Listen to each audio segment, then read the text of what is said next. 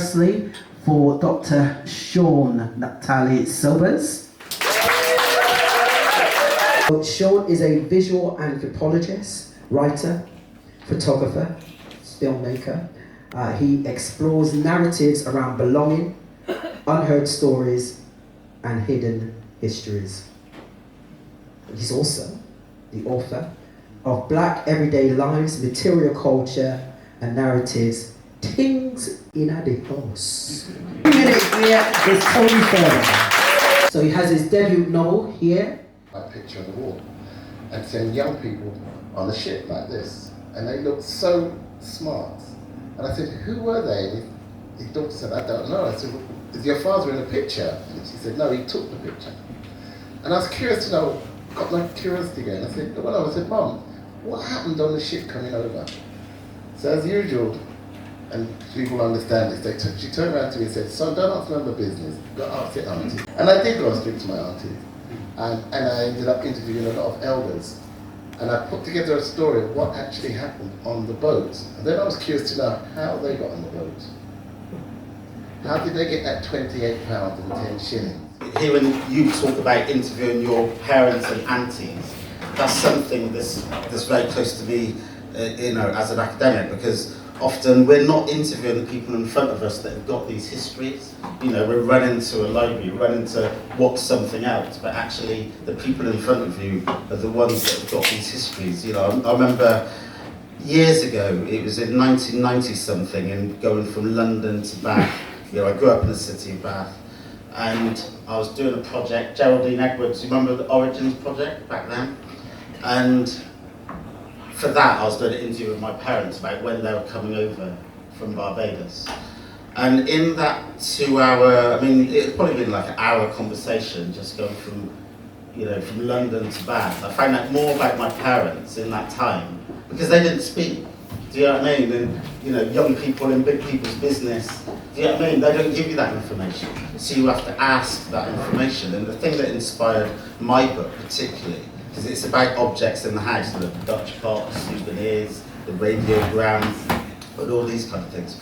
We grew up in a house where we think we know the objects in front of us, even the photograph on the mantelpiece, we grew up with them from birth. And we think we know them, but actually if we stop to ask the question of who's in that, who took the picture, who's that person on the left, you don't really know the answer. You know what I mean? So for me, it was about not taking for granted the histories that we actually live with, the houses that we grew up with, rather than running off to a museum or to a history book to tell our histories. Actually, what are the histories that we've grown up in? We grew up in, the museums of the everyday. That's where deep knowledge is. She turned her grandmother's grip into a pinball camera. And then her grandmother, elderly, passed away, bedridden. So she took the grip and basically put it on the bed. So the last view that her grandmother had, she took with the grip in a beautiful photograph. But then she also found her mother's grip that she brought from Jamaica that she also didn't know still existed. So I talk about in there how she did it. It's called grip to grip, where she takes a photograph of her grandmother's grip with her mother's grip. So it's got that kind of intergenerational kind of connection. My favourite character is Lucretia, and when I do a read, I'm going to read about her, because she's a typical Jamaican or Caribbean woman. And everything my aunties were, I put into one woman, and she's this woman. Yeah. So you'll hear about her later. About 2021 actually, that I actually started really knuckled down and writing it. And what the particular thing that happened was my mum got ill, and I became her carer. So I was back in the house that I grew up in, surrounded by all these objects. And that's when it, do you know what I mean? That's when it clicked. Actually, don't overcomplicate it. Each chapter is on a different room and a different object, and it just clicked. It isn't an autobiography, but there are autobiographical elements in it. Jankrabati, stowaways, and a powerful lady. So anybody that doesn't know what Jankrabati is, Jankrabati is you call it moonshine. It's a drink that's made in the countryside and you could pour it in your engine and start a car with it. Okay? Alright. Just bear that in mind for what I'm going to read. Chef on the floor, laughing his head off, she burst out again. They looked at her like a couple of school kids that had been naughty. As they caught their breath, sitting on the floor in the corridor, Chef said, "You best marry me so I can cook you some good yard food so you don't have to pass wind like that." Lucretia replied, "You're right, a man who can cook yard food and save me from that wind must be good for me." So one of my first lessons in life handed down to me by my parents involved the idea of the front door as a border and testing my self-awareness of individual responsibility and my potential impact on the family. When I was old enough to go out by myself with my friends, my mum told me sternly, waving her finger in my face, "Do not bring the police to my front door." You hear me? Do not bring the police to my front door. This was all she said, and it was all she had to say. Her instructions were clear, and a preemptive strike or whatever behaviour she imagined I could get up to. The demand is clear, and on the surface is not culturally specific, though this book attempts to show is the specific cultural understanding of things that feel everyday and ordinary. For a mother to warn her son to not get in trouble with the police is an early understood and is easily understood, not on the basis that needs any further analysis.